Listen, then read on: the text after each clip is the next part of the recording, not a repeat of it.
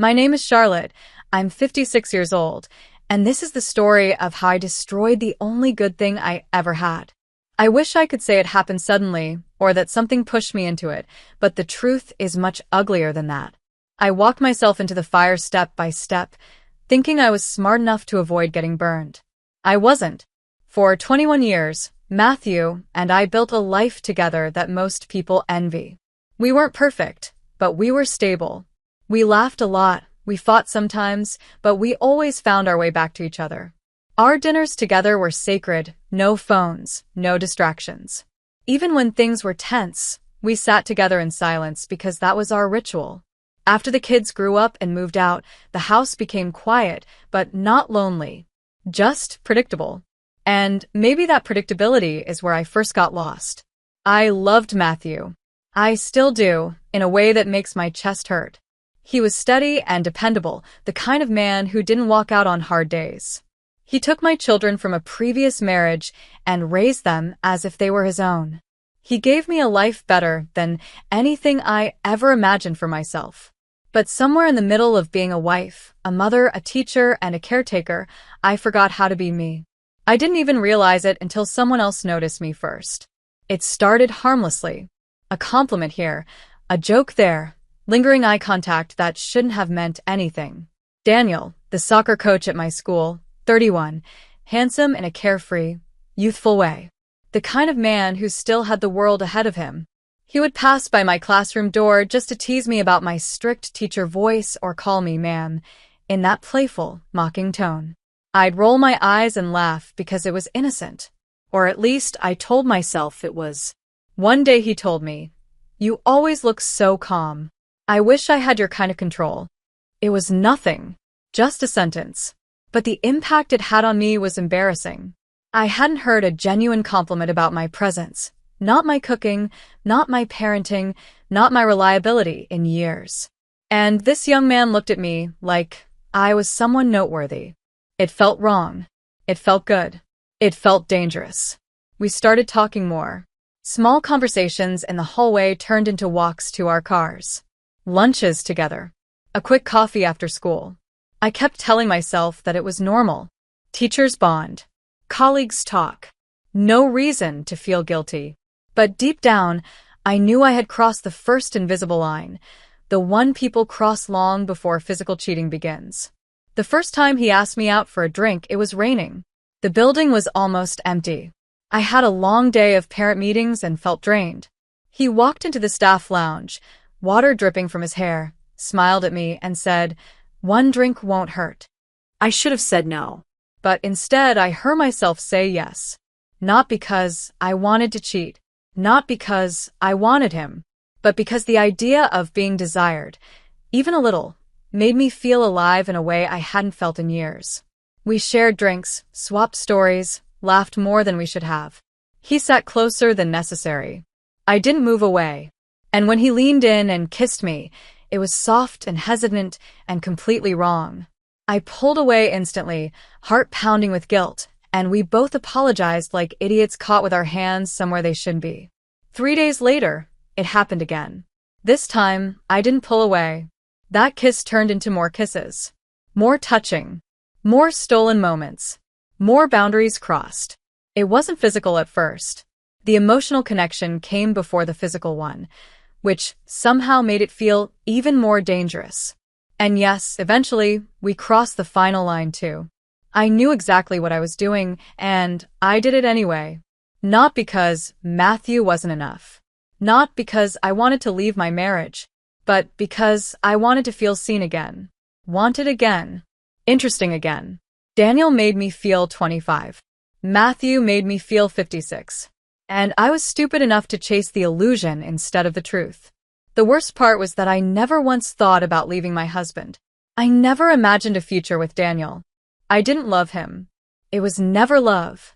It was validation, ego, escapism, and foolishness. Matthew was my real life. Daniel was my fantasy. But fantasies always come with a price. Every night at dinner, I felt the guilt claw at my insides. Matthew would hold my hand across the table sometimes, unaware of the storm inside me. I hated myself. And yet, I kept going back. Addiction doesn't always look like substances. Sometimes it looks like attention. Eventually, the guilt became unbearable. I couldn't sleep, couldn't eat properly, couldn't look Matthew in the eye without feeling like a fraud. I convinced myself that confessing would somehow ease the pressure, that being honest would wipe away the dirt, that if I told him gently enough, maybe we could work through it. I was delusional. That Friday night, we were eating lasagna. I was casually telling him about a student's creative essay. And then, without warning, the words just spilled out of me like vomit. I've been dating someone from work. Matthew froze. I froze. The world froze. His fork hovered midair, his eyes wide, confusion twisting into horror. He asked, "You what?" And I suddenly felt like the stupidest person alive. I tried to soften it, to downplay, to make it sound less ugly. I stumbled through half-truths and pathetic explanations, my hands shaking under the table. Then he asked the question I wasn't ready to answer. "So you're having an affair?" I should have said yes clearly, decisively, honestly. Instead, I whispered, "Sometimes more." And that was enough. I watched something inside him die in that moment, something I didn't know how to revive. He didn't yell. He didn't throw anything. He didn't call me names. He just looked broken. Truly, devastatingly broken. The kind of heartbreak you don't shout about, the kind you quietly suffocate under. I tried to explain. I told him it wasn't love. I told him it was temporary. I told him I still loved him. I told him it made me feel alive. Every word that came out of my mouth made me sound more delusional, more selfish, more cruel. I saw it on his face. Every sentence stabbed him deeper. And then he stood up, picked up his keys, and walked out the door without looking back. The sound of that door closing behind him felt like a gunshot. I sat at the table staring at the half-eaten lasagna, the empty beer bottle, the chair he had pushed back so quickly it almost fell over. My hands wouldn't stop shaking. My throat felt like it was closing. For the first time since the affair started, I felt real fear. Not guilt. Not shame. Not thrill. Fear. Fear that I had finally crossed the one line Matthew would never forgive. Fear that the little fantasy I had been living in had just shattered the real life I had spent decades building. He didn't come home that night. He didn't answer my texts. He didn't call. When he finally came home days later, I could tell immediately. Something inside him had hardened permanently. Something had shifted from hurt to resolved. I didn't know it yet, but the man who walked back into the house wasn't my husband anymore. He was someone preparing to leave me forever. And that was the night everything truly began to fall apart. When Matthew finally came home after that weekend away, I felt a wave of relief, so strong it nearly knocked me to my knees. I had spent 2 days rehearsing apologies in the kitchen, the living room, the bedroom, everywhere. I imagined crying in his arms, imagined begging, imagined him holding me while I promised I'd cut things off. I imagined everything except the look he walked in with. He didn't slam the door. He didn't stomp his feet. He just entered quietly, like a stranger stepping into a rental house. His eyes didn't search for me, didn't soften, didn't show even a flicker of affection. He looked around the kitchen like he was checking if something had changed, and in a way, everything had. I stepped toward him slowly, unsure, but still hoping. "Matthew, can we talk? Please." He raised a hand, not aggressively, just firmly. A wall. A wall I had never seen him put up in 21 years. "I'm filing," he said flatly. The words hit my chest like a punch. I couldn't breathe for a moment. Filing. He didn't say thinking about it. He didn't say considering it. He said, "I'm filing," like the decision was a month old, and he had already moved on emotionally. I laughed, not because it was funny, but because the shock twisted something inside me. "You're filing? You mean divorce?" "Yes." "Matthew," I whispered, shaking my head, "you're jumping to conclusions." He cut me off. "You cheated. I don't need any more conclusions than that."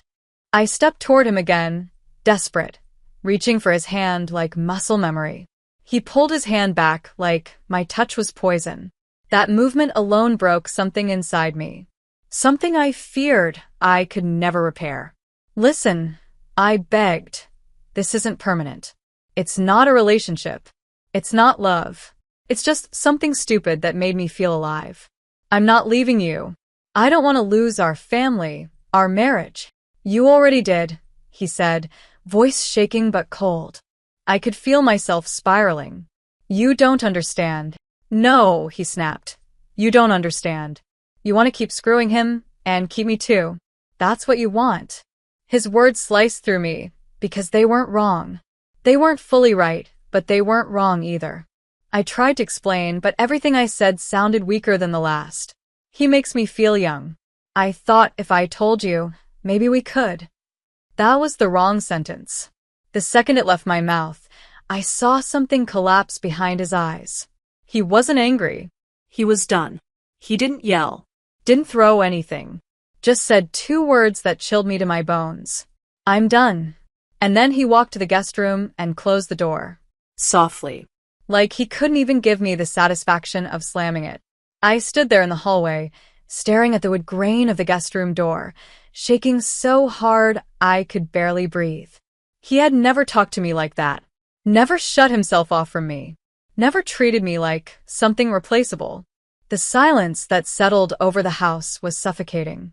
That night, I lay awake in our bed, the bed where we talked, laughed, cried, made love, raised kids, grown older, while he slept behind a closed door down the hallway.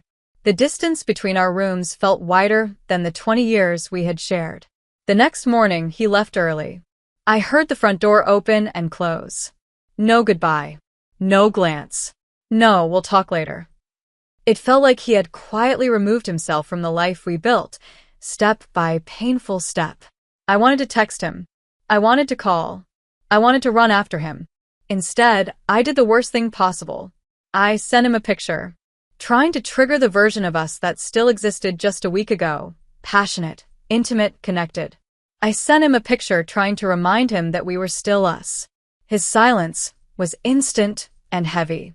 And that silence finally made something inside me crack open.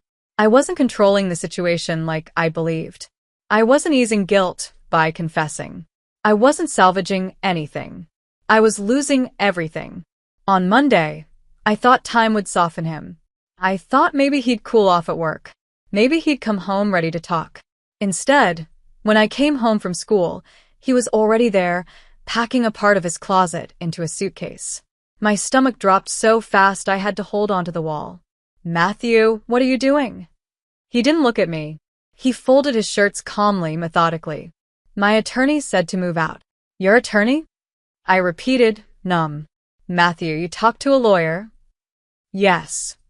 You already talked to a lawyer? I whispered. Over a fling? Over a stupid mistake. He finally turned, and for the first time, I saw anger. A restrained, exhausted anger. Don't call it a mistake. You don't accidentally sleep with someone for weeks. His voice was ice. You didn't tell me because you cared about me. You told me because lying was inconvenient. Don't rewrite what happened. I tried again. We can fix this. Please. Just think. Please think before filing. We have a life. A home. A family. There's nothing to fix, he said. You killed it. He zipped the suitcase and walked past me. I reached for his arm. He shook me off. That was the moment I realized I had underestimated him. I had believed he was the kind of man who would grieve quietly and then forgive, the type who'd rationalize my affair as midlife confusion, hormonal chaos, temporary insanity. But I had misjudged him. Matthew wasn't passive. He wasn't soft. He wasn't the pushover I thought he'd be just because he loved me. He was a man with limits, and I had bulldozed through them. Days turned into routines. He barricaded himself in the guest room. He recorded every conversation we had, which hurt more than any insult could have. He moved around the house with measured footsteps, avoiding me like I was a danger to him. And maybe I was. Then came the morning when Daniel showed up. I didn't expect it. I didn't ask him to. But I had told him Matthew wasn't talking to me, and I guess he thought he was helping. Idiot. He met Matthew in the park during his morning walk. When I heard about it later, I felt sick. Daniel had actually asked Matthew not to divorce me, told him I deserved happiness, that it was temporary, that Matthew should be mature. The arrogance was unbelievable. I wasn't there, but I can imagine exactly how Matthew reacted: cold, furious, offended in a way he didn't show easily. When Matthew told me about it later, the disgust in his voice said everything. After that encounter, he found an apartment within a week, a small one near his office. He packed what he needed, booked a truck, and loaded everything while I stood in the doorway begging him to at least talk to me before jumping to conclusions. He laughed bitterly at that, a laugh I'd never heard from him. "You didn't think before jumping into his bed," he said. "Why should I think before leaving it?" When the last box was loaded, he walked past me without saying goodbye. The moment the truck pulled away, the house felt hollow. Not empty, hollow. Every room felt like it had been drained of air. The kids found out soon after. That was another nightmare. My daughter called Matthew first, furious and confused. Then she called me, her voice sharp and trembling. "Mom, what did you do?" "I made a mistake," I started. "No," she snapped through tears. "A mistake is burning dinner. A mistake is missing a meeting. This is betrayal." Hearing that from my own daughter, the daughter Matthew had raised as his own, felt like another punishment I hadn't braced for. My son didn't even yell. He just cut me out. Blocked my number. Blocked me on social media. Blocked everything. The silence from him was worse than the shouting from my daughter. And as if that wasn't enough, the fallout at work started.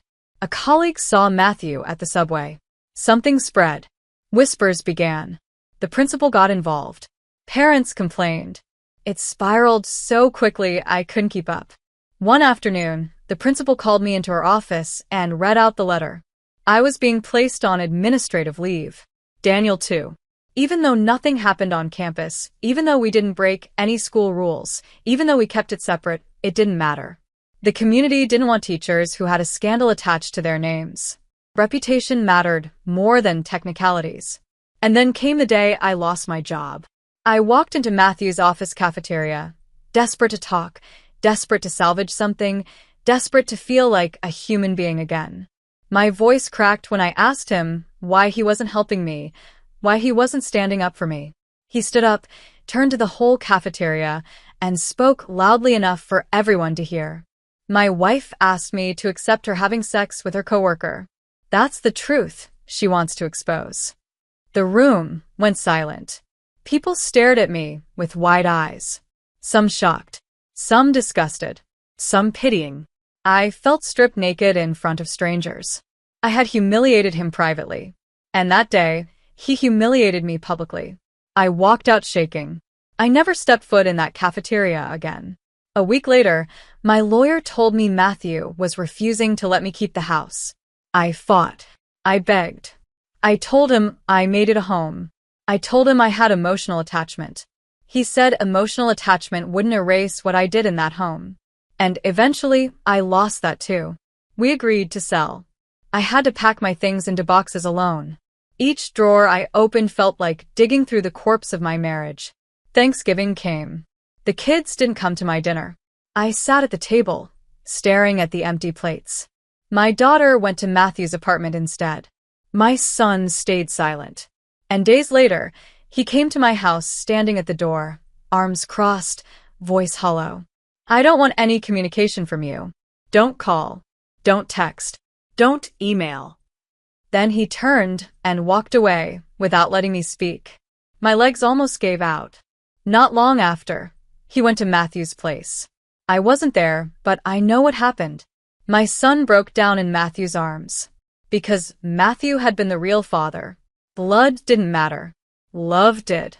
And I had destroyed that too. The man who raised my children is gone. The children I raised won't speak to me. The job I had for years washed me out like I was dirt. The house I built memories in isn't mine anymore. None of this feels real. And yet it's all my fault. The day I watched Matthew drive away with the last box of his things, I told myself it wasn't the end. It couldn't be. You don't spend 21 years with someone and just evaporate. I kept thinking he'd calm down. He'd remember all the years, all the memories, all the things we built. People don't just walk away from a whole life overnight, but some do. And now I know why. Pain makes people do things they never imagined. And Matthew was hurt in a way I had never seen before. Not angry hurt, not jealous hurt, but the kind of hurt that sinks into the bones and cracks a person from the inside out. I didn't know then that this version of him was permanent, that he wasn't taking a break. He wasn't thinking. He wasn't cooling off. He was leaving me, piece by piece, until all that was left of us was paperwork and silence. The first time he came back to the house after moving out, it wasn't a talk. It wasn't to see me. It was to pick up documents with a flat, business-like expression of a man sorting old files. I tried standing close to him, hoping muscle memory would do the work my words couldn't. Matthew, can we please talk like adults? He didn't even look at me. Talk about what? You already said everything. I told you, because I wanted to be honest.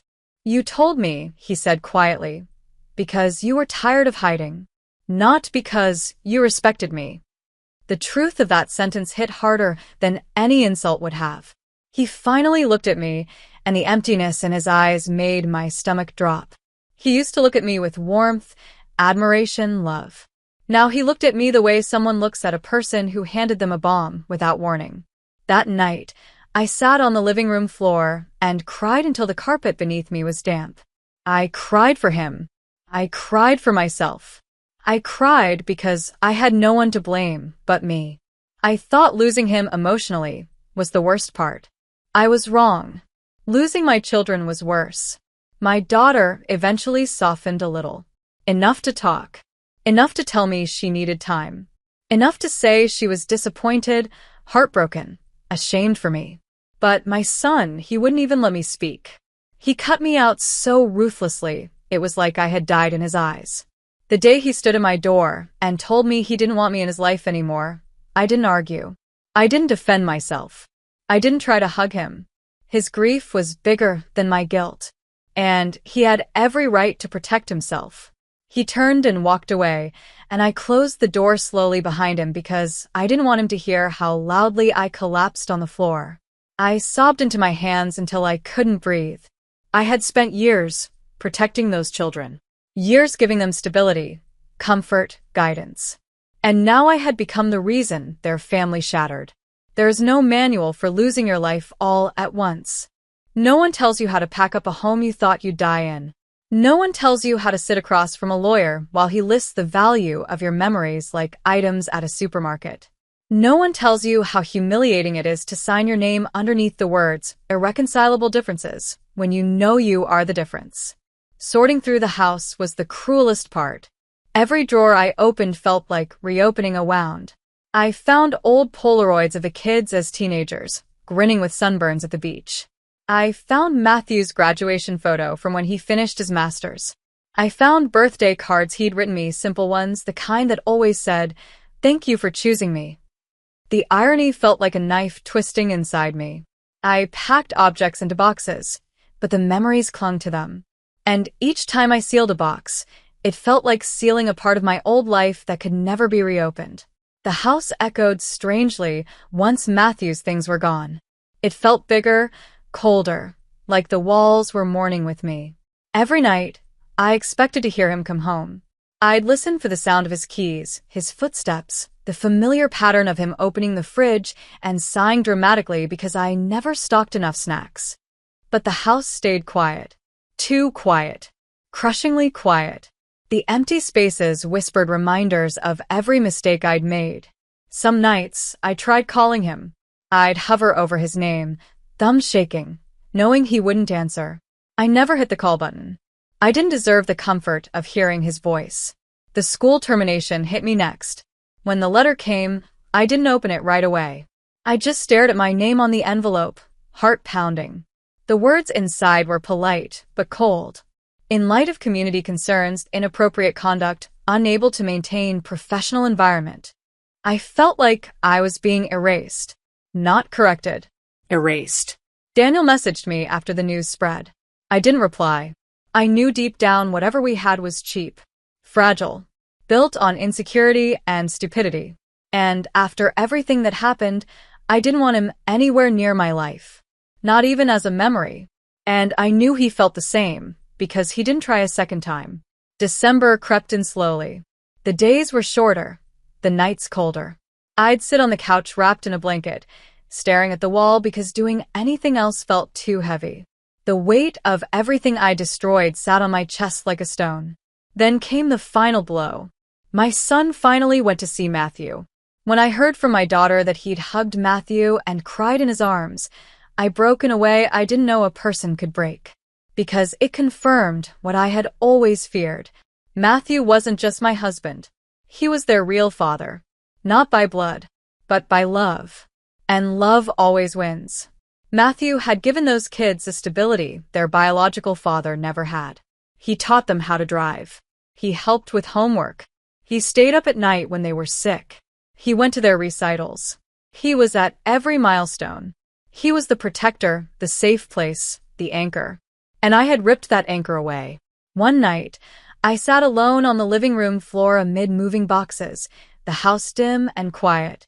Moonlight filtered through half-empty rooms, casting shadows that felt like ghosts of my old life. I wrapped my arms around my knees and cried silently until my voice was gone. I kept whispering the same sentence to myself, over and over. How did I let this happen? I still don't have an answer. The divorce finalized 2 weeks later. A simple envelope with signatures and dates. 21 years summarized in legal ink. When the house sold, I handed Matthew the keys for the last time. We stood outside, the air cold between us. I wanted to say something. I wanted to apologize one last time. I wanted to ask him if he could ever forgive me one day, not for reconciliation, but just so I could stop hating myself so deeply. But he didn't look at me long enough for me to form the words. He took the keys and nodded once, not kindly, not cruelly, just formally, as if I were a stranger returning a borrowed item. Then he walked away.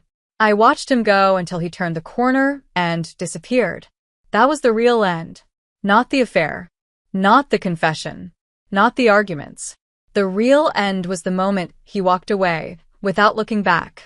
I moved into a small rental near the edge of town. Plain walls, cheap furniture, a tiny kitchen. A far cry from the warm life I once had. But maybe this is the life I deserve. I still wake up some mornings reaching out instinctively to the left side of the bed. And the cold sheets remind me there's no one there. I still scroll my phone hoping for a message from the kids saying they're ready to talk. Some days my daughter replies with short, cautious sentences. My son stays silent. Maybe one day he will speak to me. Maybe he won't. Maybe I don't have the right to expect anything. I spend my evenings sitting by the window, watching cars pass by. I imagine Matthew's life now, quiet, peaceful, away from the chaos I brought. I imagine him cooking dinner in his small apartment, maybe watching TV, maybe reading. I imagine him smiling again someday without that haunted shadow I put in his eyes. And sometimes I wonder if there was ever a version of the story where things turned out differently, where I confessed before acting, where I asked for help, where I didn't go looking for attention in the wrong place, where I didn't break the heart of the only man who ever truly loved me. But that version doesn't exist anymore. This is the one I created. And this is the one I have to live with. Some mistakes can be fixed. Some can be forgiven. Some fade with time. But there are mistakes, the deep, life-altering ones, that stay with you forever. Matthew walked away. The children walked away. My career walked away. My home walked away. And all that remains is me. Me, and the echo of everything I ruined.